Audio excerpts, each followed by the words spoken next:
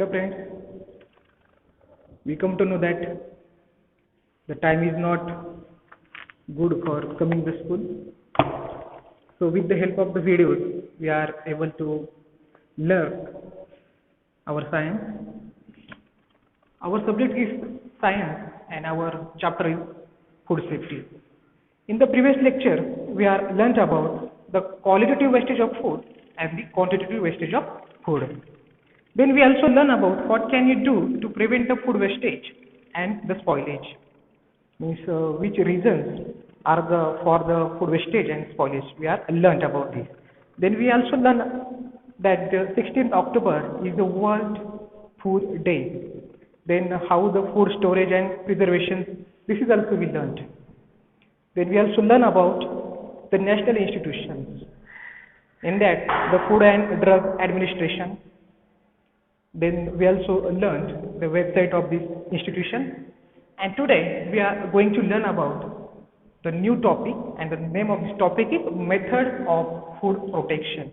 Means in which methods are useful or helpful for the food protection. We come to know that these methods are very important, and with the using of these methods, these are some methods, and with the help of these methods, we are preserve the foods from the microorganisms and from the spoilage of the food. So in that there are the pasteurization, then the uses of insecticides, then uses of preservatives, then use of insert gas, then use of preservatives and irradiation. These are some methods of food protection. In Marathi आपल्याला आता आपण आज अभ्यास करणार आहोत तो म्हणजे अन्न रक्षणाच्या पद्धती कोणत्या कोणत्या आहेत. त्याच्यामध्ये काही पद्धती मी फळ्यावर लिहिलेल्या आहेत.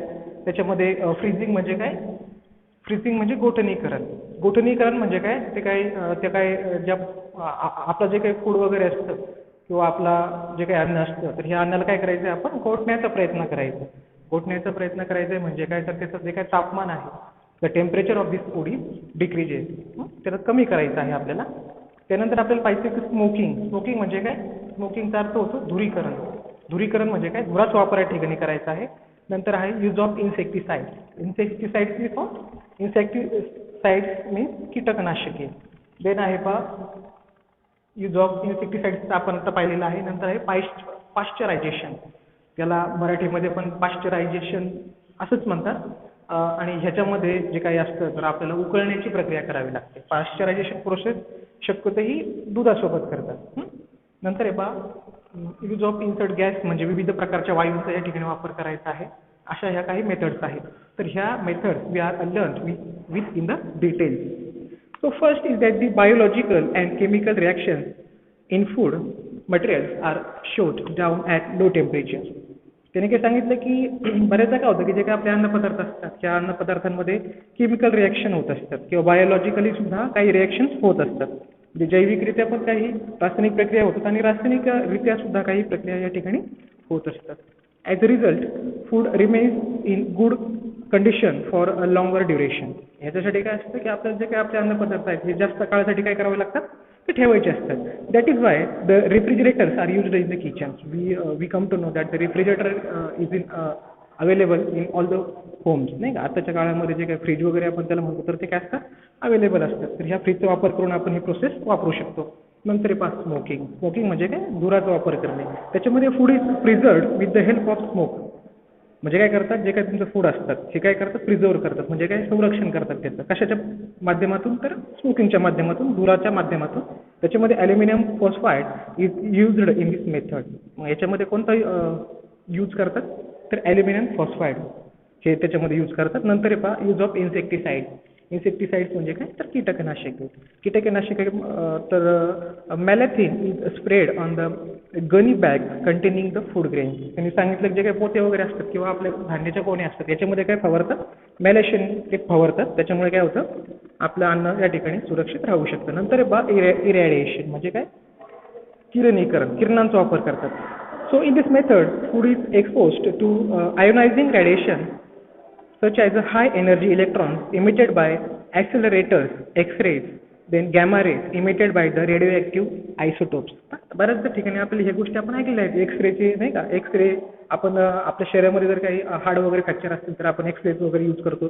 त्यानंतर गॅमा वगैरे रेज असतात, एखाद्या धातूमधून ते पास होतात. तर अशाच प्रकारचे हे जे काही रेज असतात हे रेज त्या अन्न पदार्थांवर सोडले जातात. This process destroys the microbes insect.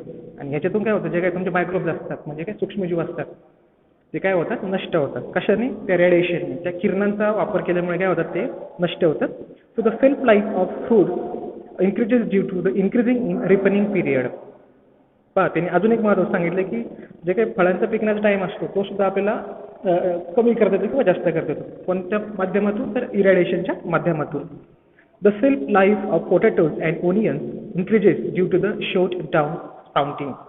त्यांनी सांगितलं की कांदा आणि बटाटा यांचं सुद्धा आपण आयुष्य काय करू शकतो, वाढवू शकतो. कशाच्या माध्यमातून? ह्या एक्सरेचा किंवा अजून तो गॅमा रेज असतील यांचा उपयोग करून आपण त्यांचं आयुष्य काय करू शकतो, वाढवू शकतो. नंतर आहे पहा, यूज ऑफ इन्सर्ट गॅस. म्हणजे काय, आपल्याला या ठिकाणी वायूचा वापर करायचा आहे. So the nitrogen gas is filled in the air tight packets of potato wafers and other food products, thus preventing the growth of fungus and insects in them. पहा, आता बऱ्याचदा आपण काय करतो, वेपर्स वगैरे काय करतो, खरेदी करत असतो. तर ह्या ह्या हे जे काही ते पॅचेस असतात ह्याच्यामध्ये काय असतात, त्याच्यामध्ये पोटॅटो असतात. आणि हे पोटॅटोचा जे काही वेपर्स वगैरे असतात हे लवकर खराब होऊ नये म्हणून काय करतात, त्याच्या पॅकमध्ये काय करतात, नायट्रोजन गॅस सोडलेला असतो. त्याच्यामुळे काय होतं की आपले पोटॅटोचे वगैरेचे वेपर्स काय होतात, खराब होत नाहीत. नंतर पाहता use of preservative. Use of preservative म्हणजे काय, तर परिरक्षकांचा वापर. परिरक्षकांचा वापर तर त्याच्यामध्ये परत दोन भाग पडतात. पहिलं आहे पहा, natural preservative and second is chemical preservative. So we come to know that the natural preservative means in the natural preservatives some naturally available materials like the salt, sugar, oil are used as preservatives in the pickles. आपण जे काही लोणचे वगैरे करतो तर लोणचेमध्ये काय काय टाकतो आपण त्याच्यामध्ये साखर टाकत असतो. त्यानंतर बरेच मीठ टाकतात, ऑइल टाकतात, किंवा एखादा मुरंबा वगैरे असेल तर ह्या ठिकाणी आपण गुळ यूज करतो. So this is available in the nature, म्हणून त्याला काय म्हणतात, natural preservative. Second is the chemical preservative. In the name like this, in this preservative there are the using of chemical. That is the acetic acid, त्याला vinegar असे म्हणतात. Then citric acid, sodium benzoate, then and some nitrate and nitrate salts are some examples of chemical preservatives. याच्यामध्ये आता जे काही मी acid वगैरे सांगितलेलं आहे तर ह्याचा काय होतो, याच्यामध्ये उपयोग होतो. They are used in the sauces, jellies, jams and package ready to cook vegetables and ready to eat food. याचा वापर कुठं होतो, अशा भाज्या की ज्या पॅकिंग केलेल्या असतात म्हणजे ज्या आपल्याला उघडायच्या असतात लगेच खायच्या असतात अशांमध्ये याचा उपयोग केला जातो. त्यानंतर जाम वगैरे असतील, मुरंबा असेल, ह्याच्यामध्ये सुद्धा याचा या ठिकाणी वापर केला जातो. So this preservative keep the food safe for a long duration. याचा वापर करून आपण जे काही अन्न पदार्थ असतात किंवा जे फूड स्टफ्स असतात त्यांचं काय करू शकतो, आपण लॉंग पिरियड पर्यंत आपण या ठिकाणी यूज करू शकतो. नंतर आहे आपलं पाश्चरायझेशन, ज्याला आपण म्हणतो पाश्चरीकरण. So this method involves the heating the milk और other similar food stuffs up to a certain temperature. ह्याच्यामध्ये काय करतात, जे काय मिल्क असतं तर हे ठराविक तापमानापर्यंत काय केलं जातं, बॉईल केलं जातं किंवा उकळवलं जातं. Example, milk at the 80 degree Celsius for 15 minutes and cooling it quickly. याच्यामध्ये काय करतात, जे काय दूध वगैरे असतं तर तुमचं ते 80 डिग्री तापमानाला काय करतात, तापवलं जातं आणि अचानक काय थंड करतात. ह्याने काय होतं का, this destroys the microbe present in the milk and it keeps for a longer duration.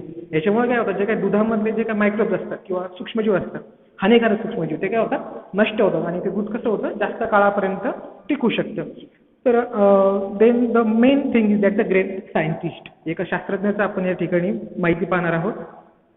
त्याच्यामध्ये आहे पहा, the microbiologist that is the Louis Pasteur develop the technique of preserving the the quality of food by raising the temperature to prevent the microbial growth in the food. This microbiologist म्हणजे काय, तो एक सूक्ष्मजीवांचा अभ्यास करणारा एक शास्त्रज्ञ होता. त्याचं नाव होतं लुई पाश्चर. आणि ह्या लुई पाश्चरने काय केले, एक टेक्निक डेव्हलप केली, एक तंत्रज्ञान तिने विकसित केलं. आणि ह्या तंत्रज्ञानाचा उपयोग करून काय होतं, जी काही पुढची क्वालिटी आहे ह्या पुढची क्वालिटी ती रिमेन ठेवता येत होती किंवा मग ती चांगली ठेवता येत होती. कशाच्या माध्यमातून, टेम्परेचरच्या माध्यमातून, म्हणजे तापमानाच्या वाढीपासून त्या ठिकाणी जे काही त्याच्यामध्ये सूक्ष्मजीव वाढतात त्या सूक्ष्मजीवांची वाढ करण्याचं या ठिकाणी काम त्या पद्धतीने होत होतं. then in the Maharashtra, the irradiation plants have been installed at the Lasalgaon for the onions and potatoes at Navi Mumbai for spices and codimine.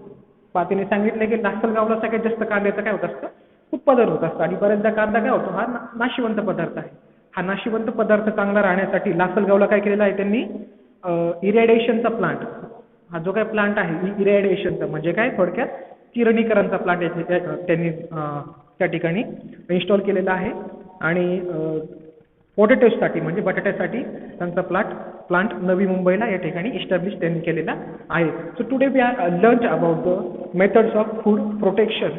Tomorrow we will learn about the food is adulterate. Okay, म्हणजे अन्नाची भेसळ वगैरे कशी होते, कशी रोखायची असते. So this point we are learn about the next chapter. Thank you.